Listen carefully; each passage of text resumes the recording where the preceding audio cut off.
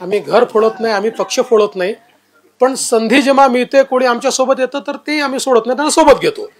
सोबत आलं तर का आपण त्या ठिकाणी टाळायचं? असं आहे. शिवसेनेची ही परिस्थिती का आली? ती फॅमिली फर्स्ट मुळे आली. आणि राष्ट्रवादीची परिस्थिती का आली? फर्स्ट फॅमिली फर्स्ट मुळे आली. म्हणजे त्या ठिकाणी शेवटी अजितदादांनी हा पक्ष पवार साहेबांसोबत उभा केला. पवार साहेब नक्कीच त्याचा चेहरा असतील, पवार साहेब नक्कीच त्याचे नेते असतील, पण जमिनीवर पक्ष उभा करताना अजितदादांनी श्रम घेतले. अजितदादांना एक मान्यता देखील होती. आमदारही अजितदादांच्या पाठीशी होते. अशा परिस्थितीमध्ये अजितदादांना सातत्याने डावललं गेलं.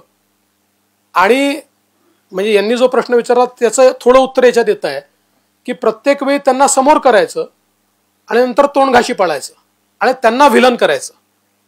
ही जी काही पद्धत झाली त्याच्यामुळे अजितदादांना त्या ठिकाणी वाटलं की आता आपला विचार होणार नाही, आपल्याला विलन करण्यात येत आहे, कारण आपण विलन झाल्याशिवाय दुसरं कोणीतरी नेता होऊ शकत नाही.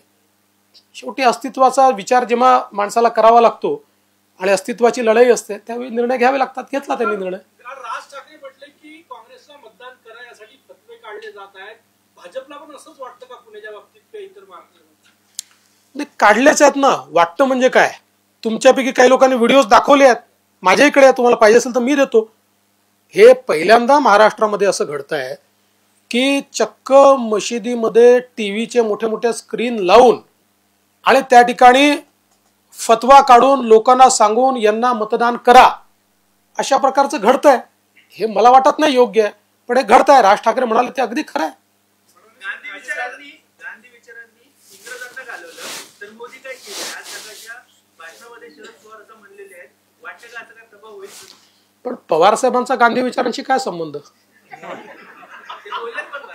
बोलले असतील, त्यांचा काय संबंध?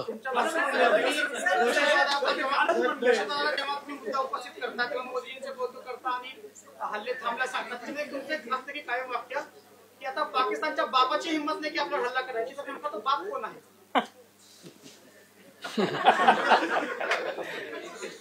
मला ना त्याच्यावर उत्तर सुचलं होतं, पण ते असभ्य असल्यामुळे बोलत नाही.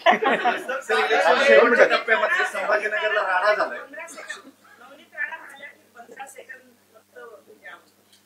अशा प्रकारची जेव्हा वक्तव्य येतात ते कुठल्या जोरावर म्हणतात? ज्या प्रकारचं स्टेटमेंट ओवेसींनी केलं होतं एक तासभरा करता का काही काळा करता पोलीस काढून घ्या मग काय होईल ते सांगतो, त्याला ते उत्तर होतं. त्याला उत्तर मला विचाराल तर मला असं वाटतं की अशा प्रकारे ज्यावेळेस कोणी बडबड करतो त्याला फार उत्तर देण्याच्या भानगडीत पडू नये.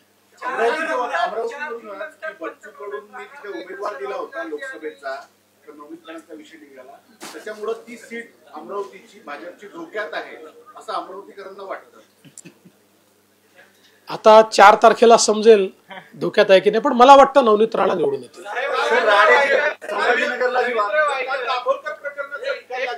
रवींद्र वायकर म्हटले की मी एक जेलमध्ये गेलो असतो म्हणून मला बदलावं लागलं, त्याच्याकडे तुम्ही काय?